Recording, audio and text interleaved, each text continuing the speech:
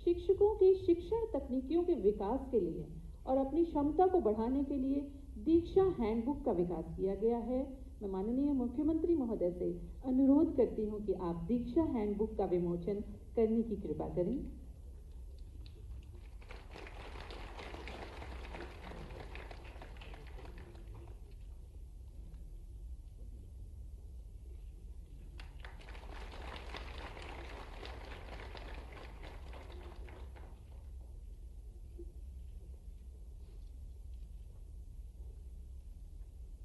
इसके अतिरिक्त DElEd course को अब ऑनलाइन कर दिया गया है। मैं माननीय मुख्यमंत्री महोदय से विनम्र अनुरोध करती हूं कि आप बटन दबाकर ऑनलाइन कोर्स डीएलएड कोर्स का शुभारंभ करने की कृपा करें।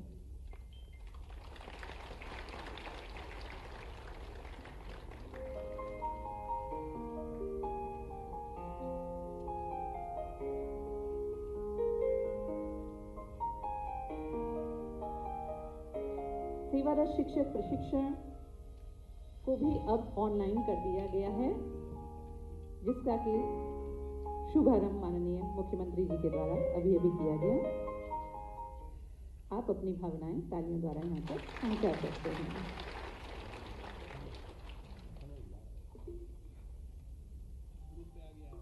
अब मैं माननीय मंत्री जी बेसिक शिक्षा जी से अनुरोध करूंगी कि आप हम सभी का मार्गदर्शन करने की कृपा करें।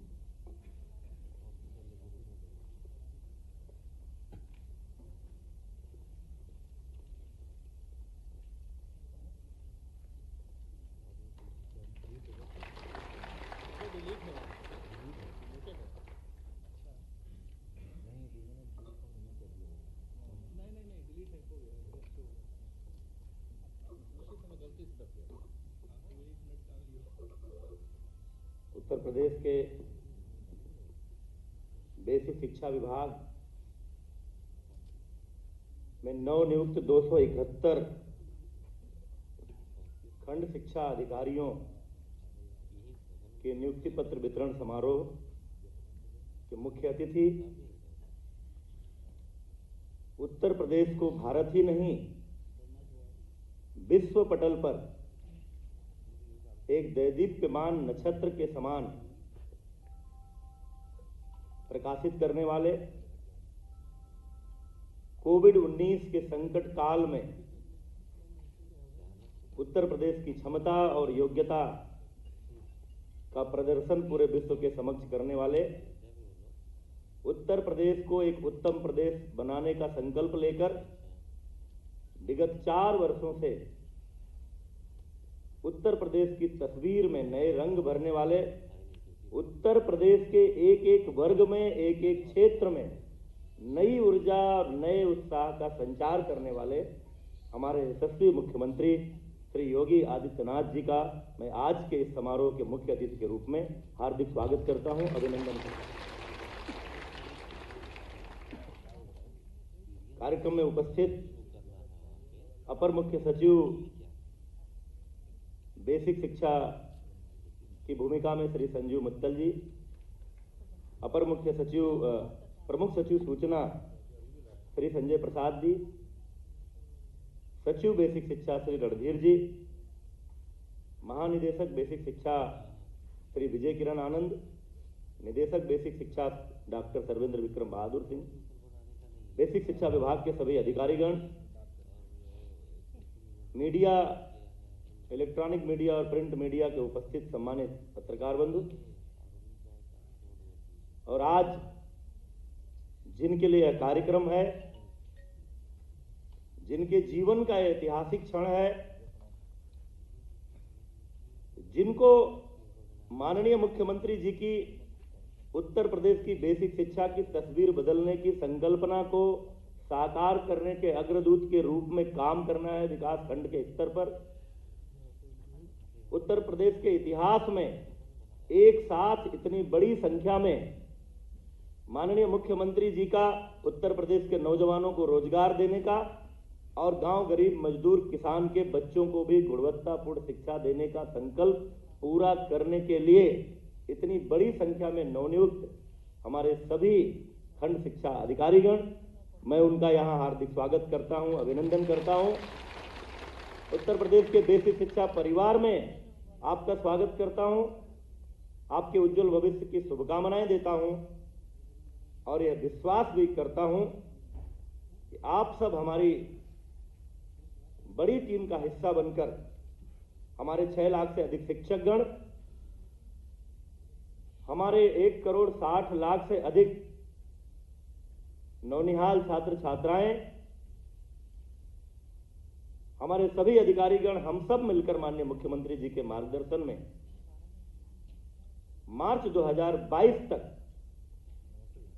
जब इस सरकार का 5 वर्ष का कार्यकाल पूरा होगा, तो उत्तर प्रदेश की 24 करोड़ की जनता को उत्तर प्रदेश के बेसिक शिक्षा परिषद के स्कूल एक नए अवतार में, नए रूप रंग में और दुनिया की किसी भी बुनियादी शिक्षा की व्यवस्था के समानांतर खड़े होकर के उत्तर प्रदेश की करोड़ों जनता की आकांक्षाओं को पूरा करते हुए दिखेंगे और उस अभियान में आप सब हमारा साथ देंगे। अभी हमारे अपर मुख्य सचिव बता रहे थे,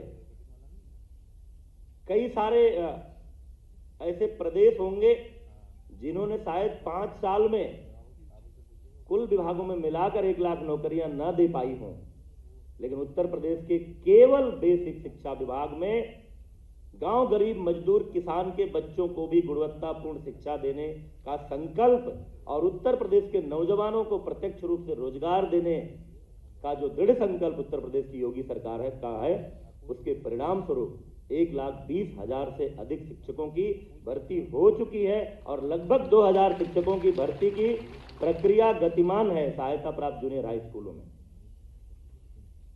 इसके साथ ही जोड़कर जो 6 लाख से अधिक का शिक्षा परिवार हमारा तैयार हुआ है, शिक्षकों का, शिक्षा मित्रों का, अनुदेशकों का, उनका खंड विकास के स्तर पर उनका अनुश्रवण करना, उनका मार्गदर्शन करना, शासन और उनके बीच सेतु का काम करना, छात्रों अभिभावकों की समस्याओं का समाधान करना, शिक्षकों की समस्याओं का समाधान करना और अभिभावक, छात्र, शिक्षक को शासन की मंशा के अनुरूप उनको जोड़ना, उनको प्रेरित करना और हम सब जो भी संकल्प लेते हैं, जो नियम परिनियम बनाते हैं, जो अभियान चलाते हैं, उन अभियानों को साकार रूप देने में आपकी महत्वपूर्ण भूमिका है। मैंने अनुरोध किया था माननीय मुख्यमंत्री जी से कि ये नए भारत के, नए उत्तर प्रदेश के प्रतिभाशाली नौजवान हैं जो बेसिक शिक्षा में अपना करियर शुरू करने जा रहे हैं, उनको आपका मार्गदर्शन मिलेगा, आपका आशीर्वाद मिलेगा और आप जिस नए उत्तर प्रदेश को गढ़ने के महाअभियान में एक शिल्पी की तरह लगे हुए हैं, उस अभियान में इनसे आपकी जो अपेक्षाएं हैं वह मंत्र आपको आज यहां मिलेगा। तो ये उत्तर प्रदेश के विभिन्न विकास खंडों में जाकर के आपके सपने को साकार करने में महत्वपूर्ण भूमिका निभाएंगे। बातें बहुत हैं, पिछले 4 वर्षों में इतना कुछ हुआ है बेसिक शिक्षा विभाग में जिसका वर्णन करने के लिए घंटों लगेंगे, इसलिए मैं उसके दोहराव में नहीं जाऊंगा। बहुत सारी चीजें आपने वीडियो के माध्यम से देखी भी हैं। अभी 100 दिन का प्रेरणा ज्ञानोत्सव जो हमने 1 मार्च से शुरू किया है, जिस कड़ी में 17 मार्च को प्रदेश के सभी विकास खंडों में एक साथ जनप्रतिनिधि, शिक्षा विभाग के अधिकारी, शिक्षक, अभिभावक और छात्र छात्राओं का जो संवाद होगा और उसमें पिछले 1 साल में जो व्यवधान आया कोविड-19 की महामारी के कारण, उसको मेकअप करके, उसकी क्षतिपूर्ति करके तीव्र गति से कैसे आने वाले दिनों में हम उस कमी की भरपाई कर सकें। और मैं बार बार एक बात कहता हूं, इसलिए नहीं कहता हूं कि पिछली सरकारों की व्यवस्था की आलोचना करना चाहता हूं, इसलिए कहता हूं कि उत्तर प्रदेश की जनता के मन में विश्वास पैदा होना चाहिए कि जब तक उत्तर प्रदेश योगी सरकार के हाथों में है, तब तक उत्तर प्रदेश के किसी गरीब मजदूर किसान को अपने बच्चों की शिक्षा के लिए, अपने परिवार की चिकित्सा के लिए, अपने बेटे बेटियों के रोजगार के लिए, आवास के लिए, शौचालय के लिए, सड़क के लिए, बिजली के लिए चिंता करने की आवश्यकता नहीं है। याद करिए 2017 के पहले के उत्तर प्रदेश की बेसिक शिक्षा का परिदृश्य। लोग अपने बच्चों को उन स्कूलों से बाहर निकाल रहे थे। एक रिक्शा चलाने वाला व्यक्ति भी छोटी आमदनी में भी कोई निजी विद्यालय खोजता था अपने बच्चे को पढ़ाने के लिए, क्योंकि बेसिक शिक्षा परिषद के स्कूलों में ना तो इंफ्रास्ट्रक्चर था, ना ही टीचर था। छत थी तो फर्श नहीं था, फर्श था तो खिड़की नहीं थी, दरवाजे नहीं थे, पीने के पानी की व्यवस्था नहीं थी। स्थिति पूरी तरह से जर्जर थी। शिक्षकों की कमी थी, छात्र छात्राओं का पंजीकरण नहीं हो रहा था, और खाकी ड्रेस पहन करके बच्चे जब स्कूल से निकलते थे तो समझना मुश्किल होता था ये सरकारी स्कूल से आ रहे हैं या किसी संवासिनी गृह में वास करने वाली जो महिलाएं हैं वहां से निकल कर आ रहे हैं। वहां से हमारी यात्रा शुरू हुई है, वो हमको विरासत में मिला था। लेकिन माननीय मुख्यमंत्री जी की संवेदना बच्चों के प्रति एक पीठ के पीठाधीश्वर होने के कारण ही शुरू से लगाव, प्यार, समाज के दबे कुचले वर्ग के लोगों को भी अच्छा जीवन उपलब्ध कराने का संकल्प, जिसके परिणाम स्वरूप ऑपरेशन कायाकल्प की शुरुआत, और वहां से पहली बार उत्तर प्रदेश के सरकारी स्कूलों के फर्श को टाइल्स और संगमरमर के पत्थरें नसीब हुई। आज एक तरफ विद्यालयों का रूप रंग अच्छा दिख रहा है तो बच्चे दो जोड़ी अच्छा खिलता हुआ रंगीन यूनिफॉर्म, और यूनिफॉर्म पहनकर बच्चे चप्पल में अच्छे नहीं लगते हैं। इस संवेदना के साथ उत्तर प्रदेश सरकार की व्यवस्था से जूते और मोजे, अच्छे कपड़े का बैग, किताबें, और उनको देने की तत्परता इतनी कि इस लॉकडाउन के समय में भी बच्चे अपने घर से, स्कूल बंद था लेकिन उनके घर तक उनका यूनिफॉर्म, जूते, मोजे, किताबें, बैग, स्वेटर, यूनिफॉर्म मिल जाएगा, ठंड में स्वेटर कहां से आएगा। इस संवेदना के साथ माननीय मुख्यमंत्री जी ने छात्र छात्राओं को उत्कृष्ट सुविधाएं उपलब्ध कराई, और सबसे बड़ी बात, हम सब ने अपनी पीएचडी तक की शिक्षा पूरी करने के बाद भी उत्तर प्रदेश में स्मार्ट क्लास नहीं देखा था अपनी कक्षाओं में।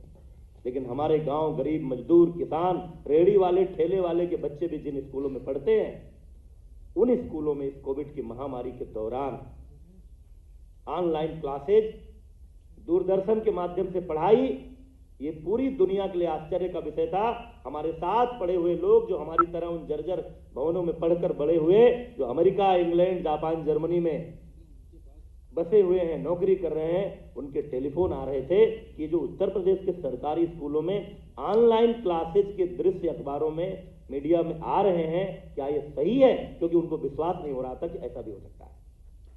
ये सारा कुछ इन 4 वर्षों में हुआ है। यात्रा अभी शुरू हुई है।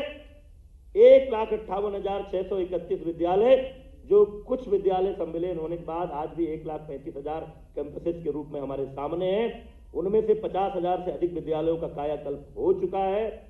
35,000 विद्यालयों में कार्य गतिमान है। हमारा संकल्प है कि मार्च 2022 तक सभी विद्यालयों का कायाकल्प करेंगे।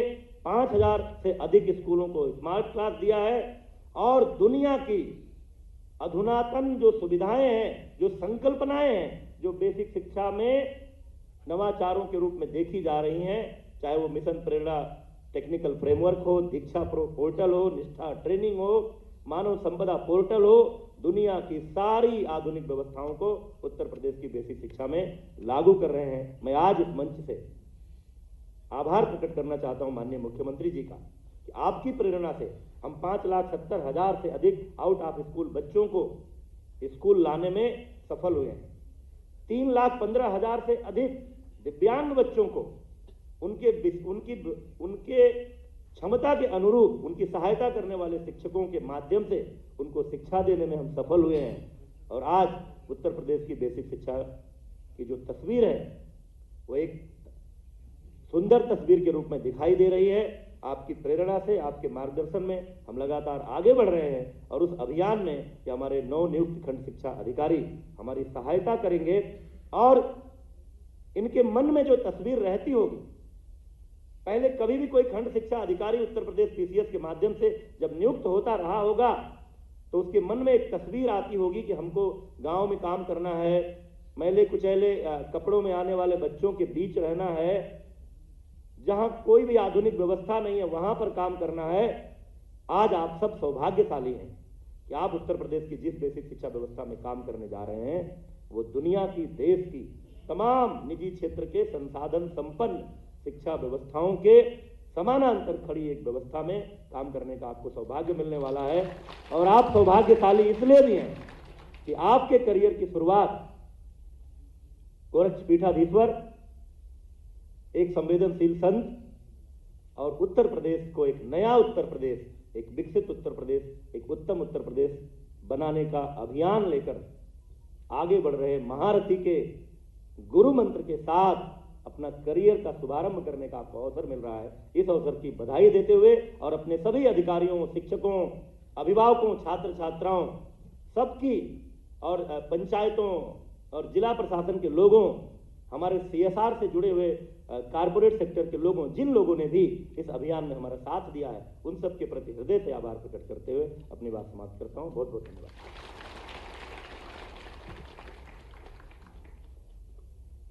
Thank you sir. आज 271 नव चयनित खंड शिक्षा अधिकारियों को नियुक्ति पत्र प्रदान किया जाना है। अब नव चयनित 271 खंड शिक्षा अधिकारियों में से उन 10 खंड शिक्षा अधिकारियों के जीवन का वो अविस्मरणीय एवं स्वर्णिम पल आ गया है जब उन्हें माननीय मुख्यमंत्री जी के कर कमलों से नियुक्ति पत्र प्रदान किया जाएगा। ये पल निश्चित ही आप सबके जीवन में प्रेरणादायी रहेगा, जिससे आप अपने कर्तव्य पथ पर पूरी सत्यनिष्ठा और पूरे आत्मबल से अग्रसर रहेंगे और उत्तर प्रदेश के प्रेरक प्रदेश बनाने के लिए संकल्पित रहेंगे। मैं माननीय मुख्यमंत्री जी से विनम्र अनुरोध करती हूँ कि आप नवनियुक्त खंड शिक्षा अधिकारियों को नियुक्ति पत्र प्रदान करने की कृपा करें। क्रम से मैं नाम पुकार रही हूँ। धीरेन्द्र त्रिपाठी,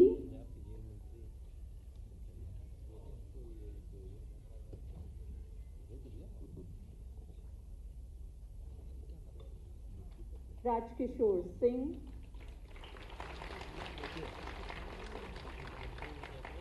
जयप्रकाश मौर्य,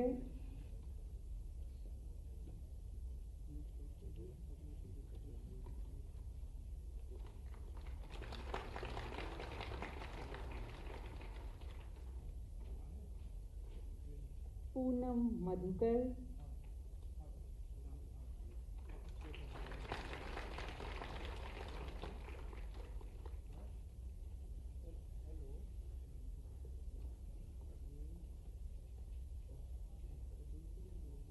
पूनम मधुकर जी, अवधेश कुमार सोनकर,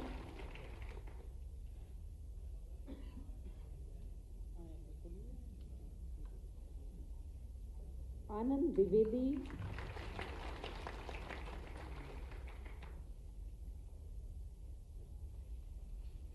अंतिमा,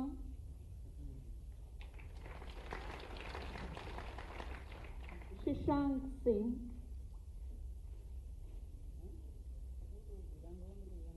समर सिंह एवं हिना सिद्दीकी जी। आज के इस नियुक्ति पत्र वितरण समारोह का दूरदर्शन के माध्यम से 128 देशों में सजीव प्रसारण किया जा रहा है।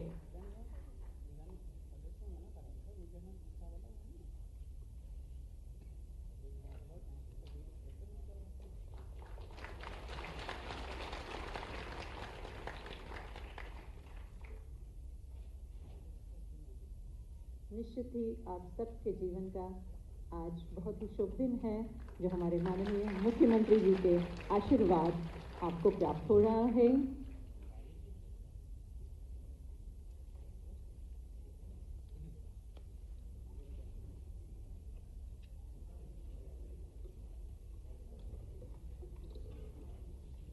मिशन प्रेरणा का शुभारंभ माननीय मुख्यमंत्री जी के द्वारा सितंबर 2019 में किया गया था और उसी समय ये शपथ दिलाई गई थी कि हमें अपने बच्चों को ग्रेट कॉम्पिटेंस बनाना है।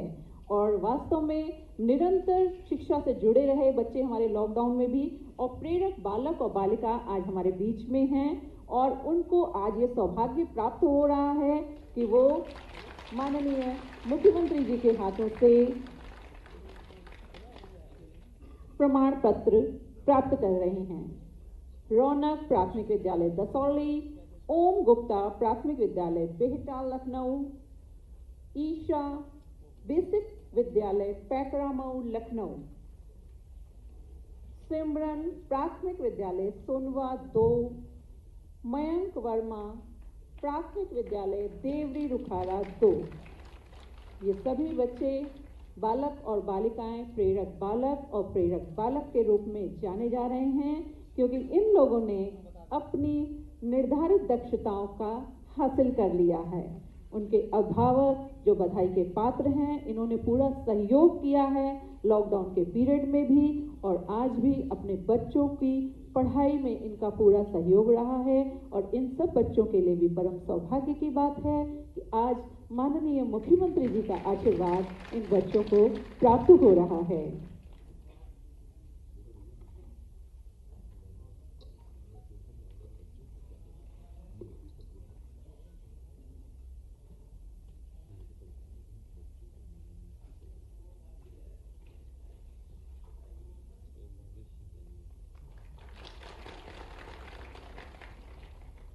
बच्चों के साथ साथ उनके अभिभावकों का भी बहुत सहयोग रहा है।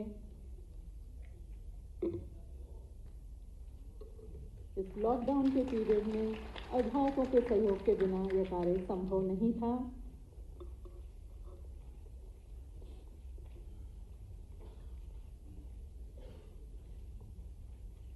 बहुत बहुत बधाई के पात्र हैं उनके अभिभावक भी और वो नन्हे मुन्ने बालक और बालिकाएं भी।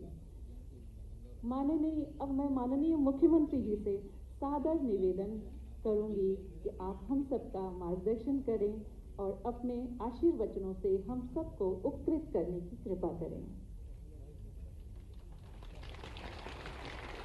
आपका सानिध्य और आपका व्यक्तित्व हमेशा हम सबको प्रेरणा देता है।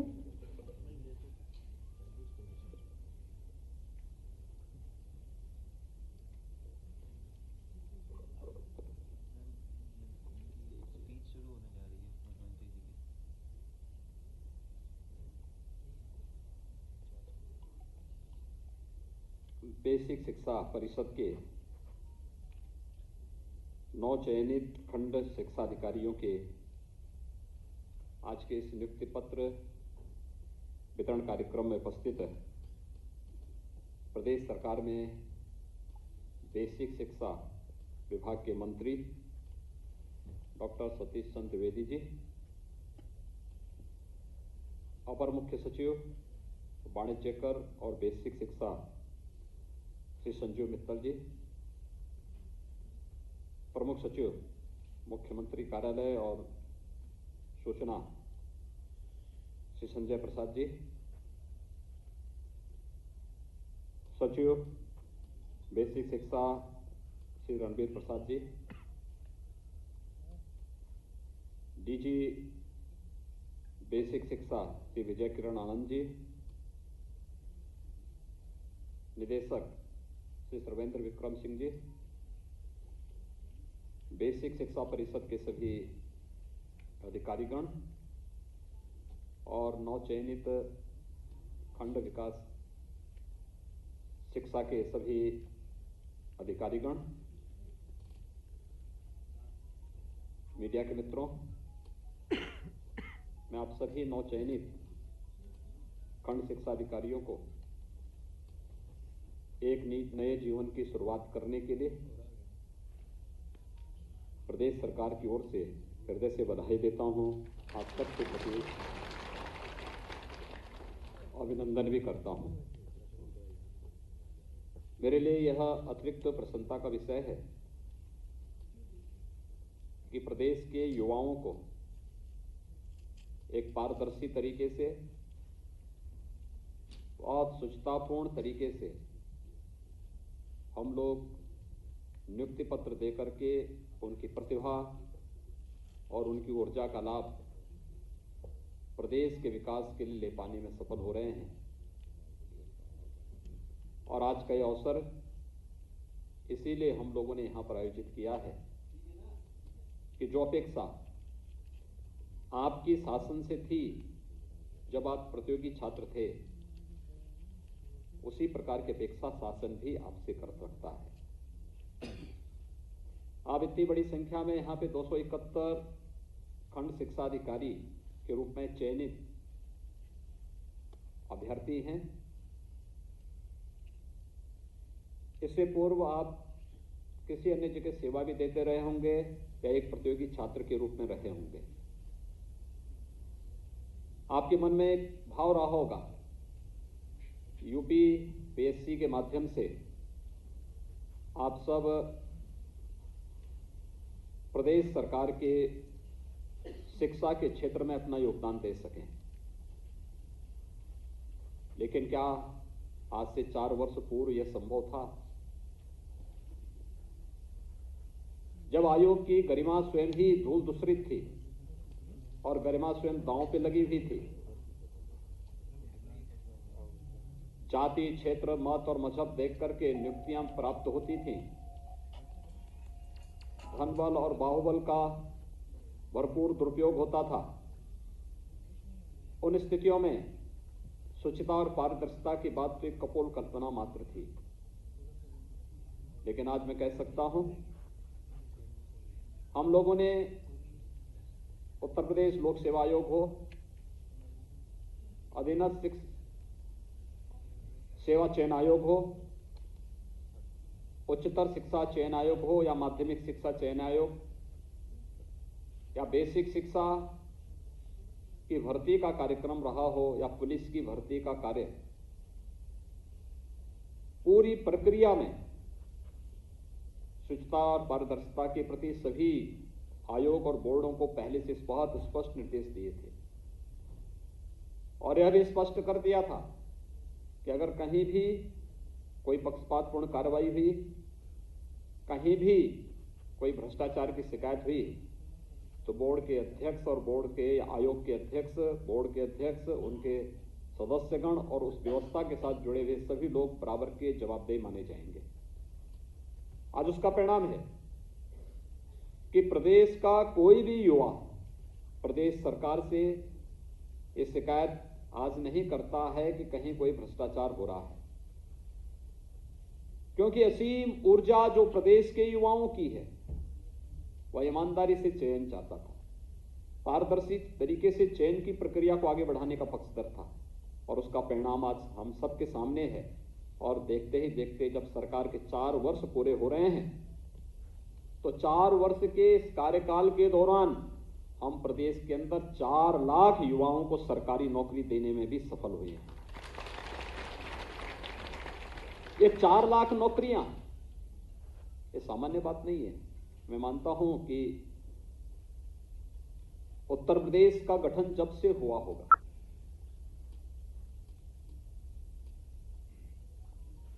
जनवरी 1950 को इसका नोटिफिकेशन हुआ था। यद्यपि उससे पहले भी उत्तर प्रदेश था, उत्तर प्रदेश नाम से नहीं था, इस संयुक्त प्रांत के नाम पे था। लेकिन 24 जनवरी 1950 से जिस उत्तर प्रदेश का गठन एक नोटिफिकेशन के माध्यम से हुआ, तब से लेकर के अब तक यानी 4 वर्ष में इतनी बड़ी संख्या में नियुक्तियां हुई हों, जिनमें लगभग हम लोग 1.5 लाख तो केवल पुलिस में भर्ती किए हैं, जिनमें इंस्पेक्टर हैं, सब इंस्पेक्टर हैं, डिप्टी एसपी हैं, पुलिस के कांस्टेबल हैं। पीएससी की 54 कंपनियां जो समाप्त कर दी थी पिछली सरकारों ने, मुझे देख के तब ताज्जुब होता था जब यहां हर दूसरे तीसरे दिन एक दंगा होता था, बड़ा दंगा है, संपत्ति या जनहानि इस पक्ष की हो उस पक्ष की हो, लेकिन प्रभावित प्रदेश होता था, छवि प्रदेश की खराब होती थी, कॉमन मैन प्रभावित होता था। और पुलिस इसलिए असहाय होती थी कि जहां उत्तर प्रदेश के पास 3 लाख का पुलिस बल होना चाहिए था, वह 1.25 लाख तक सीमित रह गया था। कानून व्यवस्था को बनाए रखने के लिए पीएससी की जो भूमिका होनी चाहिए थी, उसकी 54 कंपनियां समाप्त कर दी गई थी।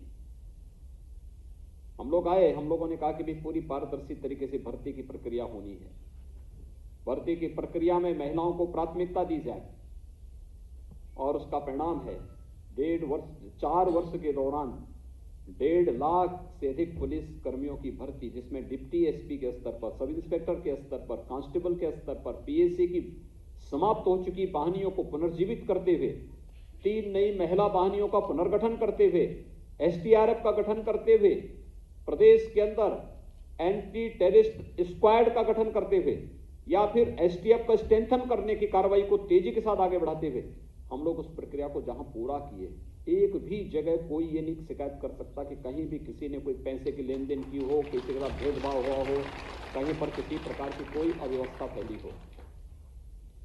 ऐसे ही शिक्षा में भी था, लंबी लड़ाई लड़ी गई, हमने प्रक्रिया को पारदर्शी बनाया और भर्ती बोर्ड को इस बात के लिए पूरी तरह जहां स्वतंत्रता दी कि स्वतंत्रता इस बात की कि चयन की प्रक्रिया पूरी पारदर्शी होनी चाहिए, पूरी तरह ईमानदारी पूर्ण होनी चाहिए, किसी भी युवा के साथ भेदभाव नहीं होना चाहिए, लेकिन समयबद्ध भी कार्यक्रम होना चाहिए। और आज मुझे बताते हुए प्रसन्नता है कि काफी बड़े पैमाने पर ये जो 1,20,000 से अधिक बेसिक शिक्षा परिषद के ही शिक्षकों की भर्ती की प्रक्रिया हम लोगों ने की है, इसमें बेसिक शिक्षा का ही 1,20,000 है, माध्यमिक का अलग है, उच्च का अलग है, टेक्निकल का अलग है, मेडिकल का अलग है। ये पूरी संख्या को अगर आप देखेंगे तो ये भी शिक्षकों की ही भर्ती की प्रक्रिया लगभग 1.5 लाख हुई है। अन्य विभागों की भी नियुक्तियां इसी स्तर पर हुई हैं, कहीं पे जल शक्ति विभाग का, कहीं पीडब्ल्यूडी का, कहीं पे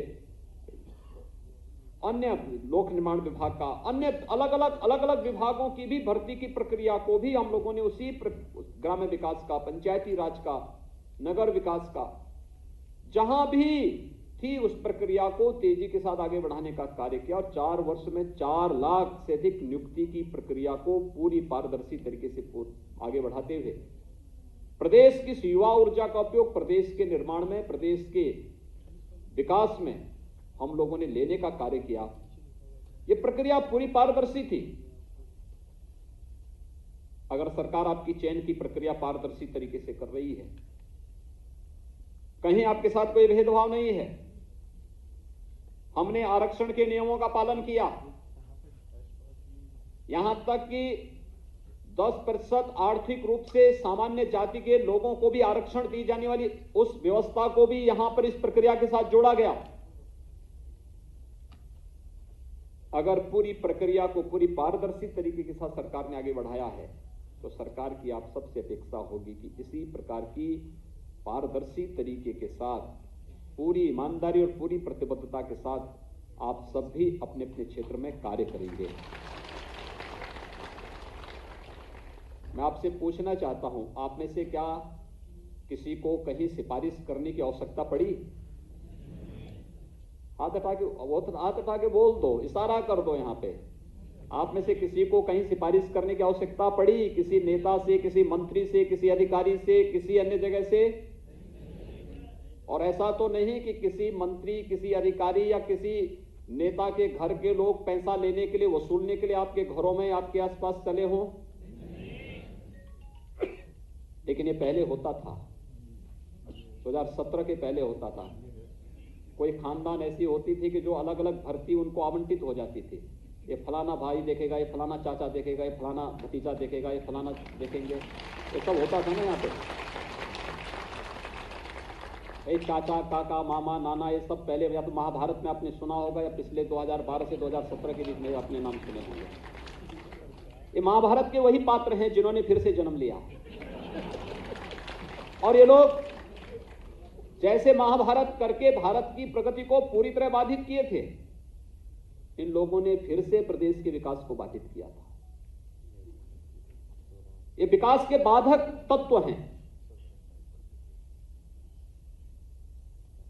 जब किसी ईमानदार व्यक्ति को नौकरी देनी हो, ईमानदारी से उसकी योग्यता और उसकी क्षमता के आधार पर तक ईमानदारी नहीं दिखती थी। पहले जाति, और जाति में भी अगर कोई अच्छा ईमानदार व्यक्ति उसको नहीं, फिर पैसा। और फिर ये भी देखते थे कि पैसे के साथ साथ तो ये भी देखते थे कि ऐसा तो नहीं भी परिवार की कोई अयोग्य लड़की है तो उसका शादी के लिए कोई बरी मिल जाए, चले इसी बहाने से हो जाए। ये भी सब कारक बनते थे। लेकिन इसका खामियाजा किसको भुगतना पड़ता था? प्रदेश को। प्रदेश की 22 करोड़ 24 करोड़ जनता इससे प्रभावित होती थी। प्रदेश पिछड़ता गया।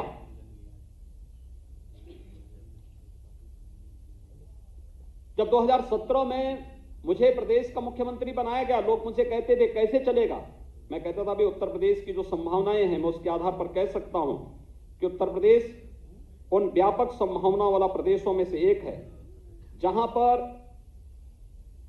किसी चीज की कमी नहीं है, केवल उसको एक नेतृत्व की आवश्यकता है। यहां पे हमारे पास सारा सिस्टम है। ऐसा नहीं कि मैं मुख्यमंत्री बना तो मेरे साथ अधिकारियों की टीम भी मेरे साथ आ गई होगी। मेरे साथ तो मंत्री आए होंगे, अधिकारी तो वही हैं, कर्मचारी वही हैं, सिस्टम पूरा वही है। ये वही उत्तर प्रदेश है। जब भारत सरकार की कोई रैंकिंग आती थी तो उसमें उत्तर प्रदेश सबसे पीछे होता था, और आज यही उत्तर प्रदेश है भारत सरकार की किसी भी योजना में नंबर 1 पर, नंबर 2 पर, नंबर 3 पर उत्तर प्रदेश आता हुआ दिखाई देता है। कुंभ के आयोजन के माध्यम से एक भव्य और दिव्य कुंभ कैसे होना है यह भी उत्तर प्रदेश ने करके दिखाया। और वैश्विक महामारी कोरोना में जब दुनिया की बड़ी बड़ी ताकतें पस्त हो गई तो भी प्रधानमंत्री जी के मार्गदर्शन में उत्तर प्रदेश ने अपनी कार्य क्षमता को देश के सामने प्रस्तुत किया कि नहीं, कैसे प्रबंधन होना है। यह टीम वर्क यही है। यह वही उत्तर प्रदेश है जहां पे व्यवसाय की सुगमता, ईज ऑफ डूइंग बिजनेस, 2016 में हम 14वें स्थान पर थे। यानी देश के अंदर अगर किसी निवेशक को चयन करना होता कि मुझे कहां निवेश करना है तो हमारा नंबर 14वें स्थान पर था। क्या यहां कोई निवेश करता? अरे प्रायोरिटी फर्स्ट, सेकंड, थर्ड की होती है, 14वें पे कोई नहीं जाता। और आज मात्र 4 वर्ष में हमारी टीम ने ऐसा प्रयास किया, ऐसा कार्य किया कि उत्तर प्रदेश में ईज ऑफ डूइंग बिजनेस में यानी व्यवसाय की सुगमता में उत्तर प्रदेश नंबर 2 पर है। अर्थव्यवस्था में जब कोई बाहर का राष्ट्राध्यक्ष आता था, कोई राजदूत आता था या कोई निवेशक आता था, हम उनसे बातचीत करते थे, प्रदेश के प्रेजेंटेशन को प्रस्तुत करते थे, प्रदेश के बारे में बताते थे। लोग कहते थे उत्तर प्रदेश, तो हम लोग कहते थे उत्तर प्रदेश आबादी के हिसाब से सबसे बड़ा प्रदेश है, लेकिन ये देश की 5वीं या 6ठी अर्थव्यवस्था है, हम ये कहते थे। आज मैं कह सकता हूं 4 वर्ष के दौरान उत्तर प्रदेश देश की दूसरी अर्थव्यवस्था हो चुकी है, नंबर 2 की अर्थव्यवस्था हो चुकी है।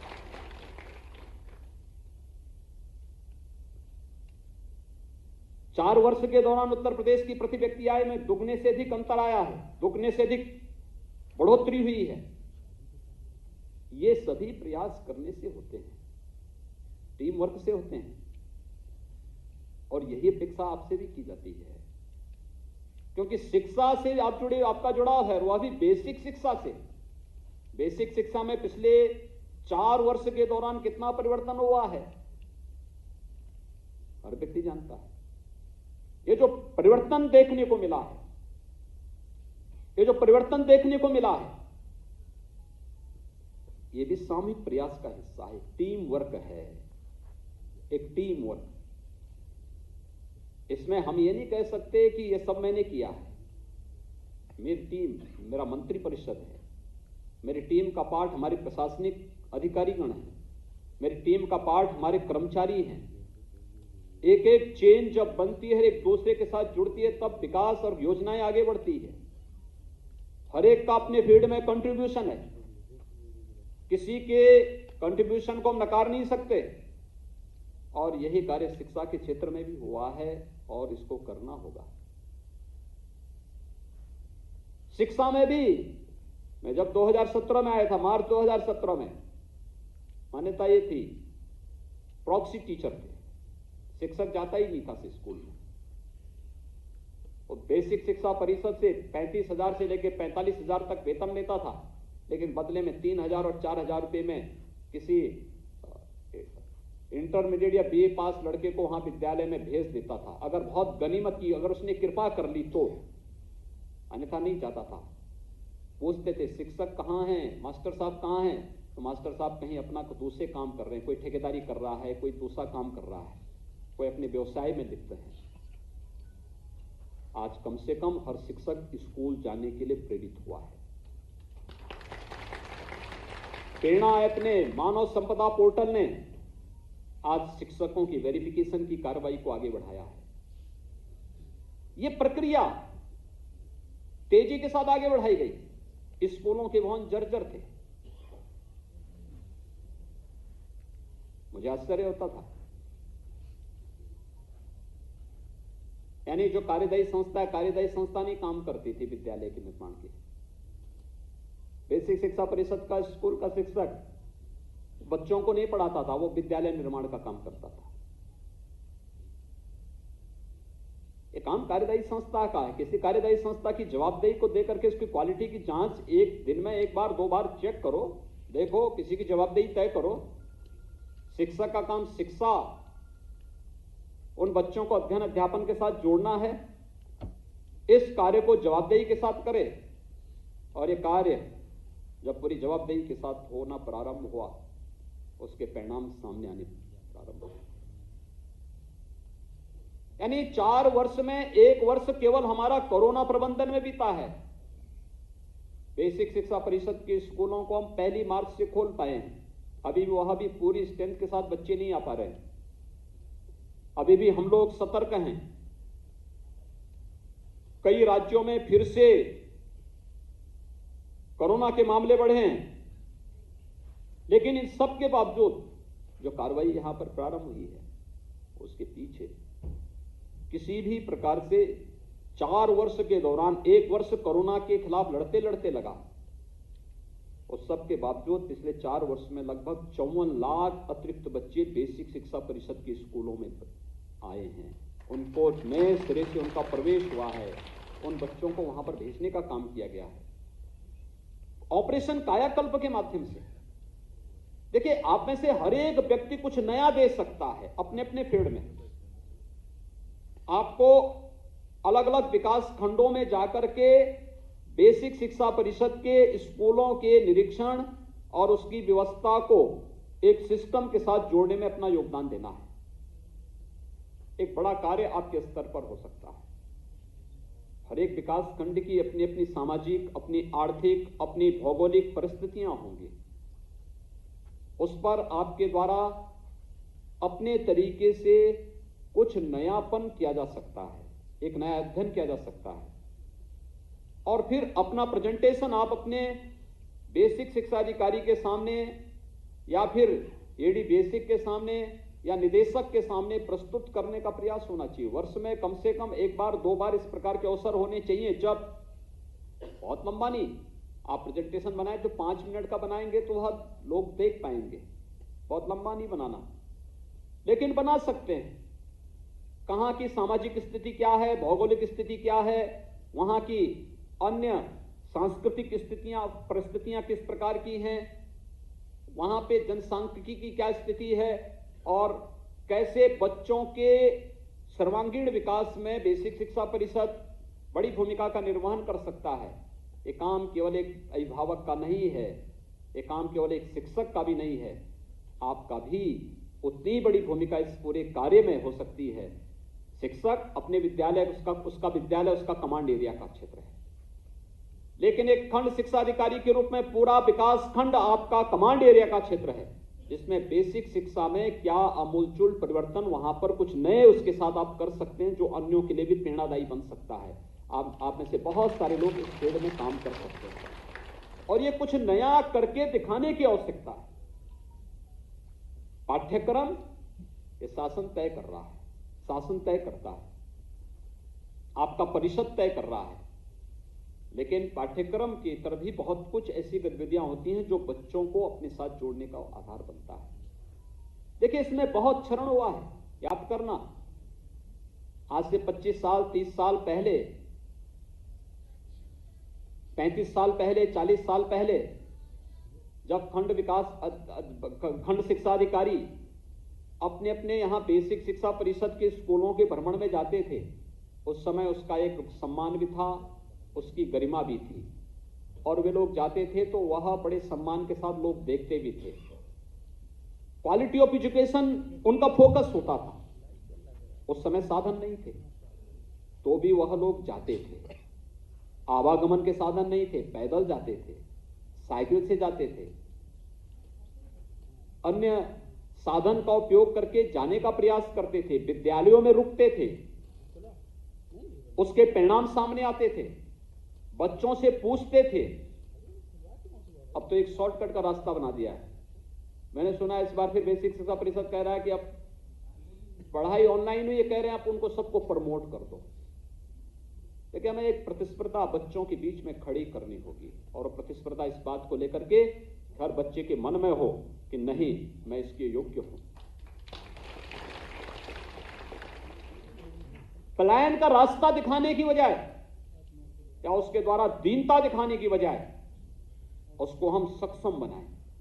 ये न्यू है, जितनी मजबूत हो पाएगी उतना ही वह सक्षम और सामर्थ्यवान बन पाएगा, और समाज और राष्ट्र उतना ही सक्षम और सामर्थ्यवान बनेगा। ये बच्चे हमारे बच्चे हैं, इन बच्चों की नींव को मजबूत करना हमारा दायित्व बनता है। और ये कार्य न हो कि हम एक औपचारिकता निर्वहन करने के लिए, केवल प्रमोट करने के लिए संस्थाएं खोल दें। हमें एक स्वस्थ प्रतिस्पर्धा खड़ी करनी होगी। और अभी तो एक वर्ष से तो विद्यालय फिजिकली खुले ही नहीं। बेसिक शिक्षा परिषद के विद्यालय तो 1 मार्च से हम लोगों ने रिस्क लेकर के अभी खोले हैं, लेकिन प्रयास होना चाहिए हम इनको धीरे धीरे करके, पहले कोविड के सभी नियमों का पालन करते थे, उनकी सुरक्षा, क्योंकि जो हाई रिस्क कैटेगरी है उसमें बेसिक शिक्षा परिषद के सभी बच्चे आ जाते हैं, और हाई रिस्क कैटेगरी के होने के नाते वहां पर हमें उन बच्चों की कोविड से बचाव के बारे में या अन्य जितने भी वेक्टर बॉर्न डिजीज होंगी उन सब से बचाव के बारे में हमें पहले से उसके बारे में सतर्कता बरतनी पड़ेगी। और सतर्कता बरतने के साथ फिर प्रयास होना चाहिए कि कैसे फिजिकली उनकी क्लासेस प्रारंभ हो। जो बच्चे आ रहे हैं उनको पहले चरण में, छोटे बच्चे हैं, पहली क्लास में, दूसरी क्लास में, उनको देखना चाहिए अक्षर ज्ञान है या नहीं है। हम वहां से शुरुआत कर लें, देखें वहां पर, उस प्रक्रिया को हम आगे बढ़ाएं, और फिर धीरे धीरे करके हमें इसको आगे बढ़ाना चाहिए। और फिर महीना 2 महीने इसको चला करके, और फिर प्रयास होना चाहिए एक शॉर्ट टेस्ट का कार्यक्रम। पहले 1 घंटे का होता रहा होगा, आप आधे घंटे का करिए, 15 मिनट का करिए। 15 मिनट में भी टेस्ट लिए जा सकते हैं। उन बच्चों का एक अलग अलग तरीके से भी हम मौखिक भी उनका वो ले सकते हैं। एक व्यवस्था, उनके मन में एक भाव आना चाहिए, प्रतिस्पर्धा का भाव होना चाहिए, स्वस्थ प्रतिस्पर्धा, और बच्चा आगे बढ़ सके।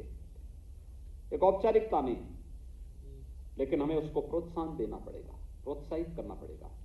आज जब सरकार शिक्षा में इतना खर्च कर रही है, इतना सहयोग कर रही है, बेसिक शिक्षा परिषद में तो हम उनको यूनिफॉर्म भी दे रहे हैं, 2 यूनिफॉर्म दे रहे हैं, बैग दे रहे हैं, बुक्स दे रहे हैं, जूते मोजे दे रहे हैं, स्वेटर भी उपलब्ध करा रहे हैं। ये सभी सुविधाएं उपलब्ध हो रही हैं। मिड डे मील के भी हम लोगों ने मेनू तैयार करने के लिए कहा, इस प्रकार का तैयार करिए कि बच्चों के लिए वो रोचक बन सके, पौष्टिक भी हो, उनके लिए रोचक भी हो। दोनों चीजें हैं। हम बच्चों को केवल पौष्टिक के आधार पर केवल खिचड़ी नहीं खिला सकते, हमें यह भी देखना है कि उसकी रुचि भी हो, उसके साथ जुड़े, उसका आकर्षण का केंद्र बिंदु बने। विद्यालय की लाइब्रेरी हो। आज विद्यालय में हमने एक ऑपरेशन कायाकल्प के अंतर्गत जो कार्य 4 वर्ष पहले प्रारंभ किया था, आज उसके बहुत अच्छे परिणाम आ रहे हैं। बेसिक शिक्षा परिषद उस कार्यक्रम को और तेजी के साथ आगे बढ़ा रहा है, जिसमें विद्यालय की फ्लोरिंग है, बालक बालिकाओं के लिए अलग अलग टॉयलेट है, उनके लिए पेयजल की सुविधा है, सोलर पैनल या लाइट की व्यवस्था वहां पर देने की व्यवस्था की गई है। फर्नीचर की बनने की कार्रवाई भी बहुत अच्छे ढंग से आगे बढ़ा है, फर्नीचर देने की कार्रवाई हुई है। ये सभी प्रक्रियाएं तेजी के साथ आगे बढ़ी हैं। और फिर इसमें स्मार्ट क्लास और लाइब्रेरी की व्यवस्था। लेकिन इन सब में तकनीक का अपना महत्व होगा, और तकनीक को अपना करके सकारात्मक भाव के साथ उसको आगे बढ़ा करके आप एक बहुत बड़ा कार्य कर सकते हैं। आप सब सौभाग्यशाली हैं। देश के सबसे बड़े बेसिक शिक्षा परिषद के साथ आप सबको जुड़ने का अवसर प्राप्त हो रहा है। याद रखना, नौकरी की शुरुआत आप जैसे कर लेंगे, आपके कैरियर को वह उसी रूप में आगे बढ़ाएगा। मैंने देखा है बहुत सारे अधिकारी अच्छा ब्राइट कैरियर के साथ प्रवेश करते हैं, लेकिन बाद में अपनी भ्रष्ट गतिविधियों के कारण शुरुआत में लड़खड़ाने लगते हैं और फिर लड़खाते लड़खाते मध्यकाल तक आते आते ऐसी स्थिति हो जाती है कि विभाग भी और व्यवस्था भी उनको धक्का देकर के बाहर करना चाहता है कि अब ये इस व्यवस्था के लिए खतरा हो चुके हैं, इनको बाहर करो। सरकार को उनको बर्खास्त करना पड़ता है, उनकी सेवाएं समाप्त करनी पड़ती है। उसके सामने पश्चाताप के अलावा कुछ भी नहीं बचता है, क्योंकि उसके बाद तो उसके सामने कोर्ट को फेस करने और फिर सजा के अलावा कुछ नहीं बचता है। और मैं चाहूंगा कि बेसिक शिक्षा परिषद में भी एक पारदर्शी और शुचितापूर्ण व्यवस्था देने के लिए आप सबको अपने अपने विकास खंडों में एक बहुत बेहतर व्यवस्था बनाने के लिए तैयार होना होगा। और खासतौर पर इस बात के तय करना, यानी एक सामान्य नैतिकता है, एक शिक्षक छुट्टी लेने के लिए आ रहा है, छुट्टी सैंक्शन का आधार हम पैसा बना देंगे, बहुत खराब स्थिति है। कोई बीमार है, हम बीमारी के सही सर्टिफिकेट मांग करके उसकी छुट्टी को सैंक्शन कर ले, न कि पैसा लेकर के छुट्टी सैंक्शन होने की कार्रवाई हो। ये ठीक नहीं है, इस प्रकार की स्थितियां नहीं होनी चाहिए। या विद्यालय बदलने की, ट्रांसफर की एक प्रक्रिया एक पॉलिसी के अंतर्गत सरकार करती है, उसमें भी अगर पैसे के लेन देन की बात कोई करने लग जाए तो गंभीर बात है। ये चीजें नहीं स्वीकार होनी चाहिए। हम ध्यान रखें, हमारी कार्य पद्धति इतनी शुचितापूर्ण होनी चाहिए, इतनी पारदर्शी होनी चाहिए, कोई हम पर उंगली न उठाए। उत्तर प्रदेश सरकार ने 7वां वेतन आयोग प्रदेश के अंदर लागू किया है, हर एक को बेहतर सुविधाएं देने का प्रयास कर रहा है। हमने तो कोविड-19 के दौरान भी किसी कर्मचारी और किसी अधिकारी के वेतन में न कटौती की और न लेट ही होने दिया। हर महीने के पहले सप्ताह में ही हर अधिकारी, हर कर्मचारी को वेतन मिला है, उसकी सारी सुविधाएं मिली हैं। ये पूरे प्रदेश के अंदर किया गया। 14 लाख कर्मचारी हैं, सभी को समय पे वेतन मिला है, समय पे सारी सुविधाएं मिली है। कोविड-19 के दौरान जब दुनिया की अर्थव्यवस्था डगमगाने लग गई थी, प्रदेश ने कोई भी किसी भी प्रकार कर्मचारियों के हितों के साथ कोई किसी प्रकार का कोई खिलवाड़ नहीं होने दिया। और जब सरकार संवेदनशील है तो इसके बाद हमें इन चीजों के बारे में बहुत उसके साथ देखना होगा।